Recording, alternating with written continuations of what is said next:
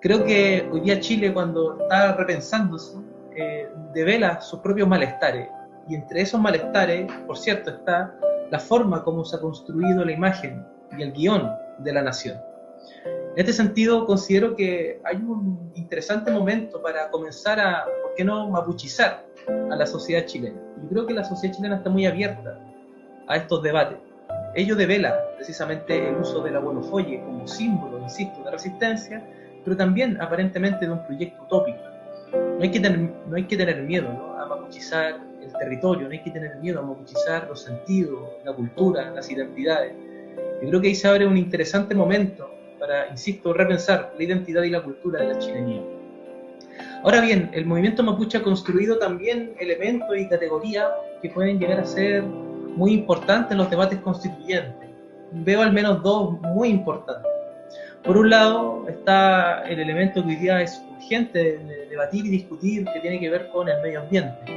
Hay una crisis medioambiental, socioambiental, derivada de modelos de desarrollo que no han cuidado, no han pretendido cuidar tampoco a la naturaleza. El mundo mapuche contiene en su proyecto histórico elementos que permiten efectivamente pensar que es posible desarrollar la vida, desarrollar la humanidad en vinculación inevitable con la naturaleza. Así lo dice el reciente Premio Nacional de Literatura, Licura Chehuaylab, cuando dice: los mapuches buscamos el desarrollo, sí, pero no contra la naturaleza, sino con la naturaleza. Desde mi punto de vista, este puede ser un elemento sustancial para los procesos constituyentes abiertos, que puede ser entregado desde el mundo mapuche como elemento político hacia la sociedad chilena que está repensando su modelo societal. Y por otro lado, el mundo mapuche ha desarrollado una crítica muy importante a la forma de construcción del Estado y su centralización.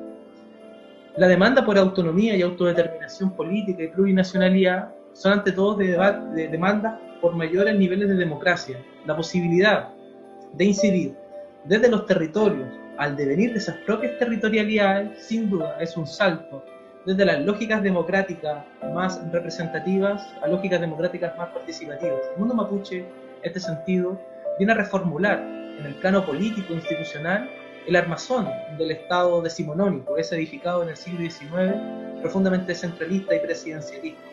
Yo creo que el mundo mapuche en este sentido es democratizador, plantea una posibilidad de que desde los territorios sea posible construir la democracia.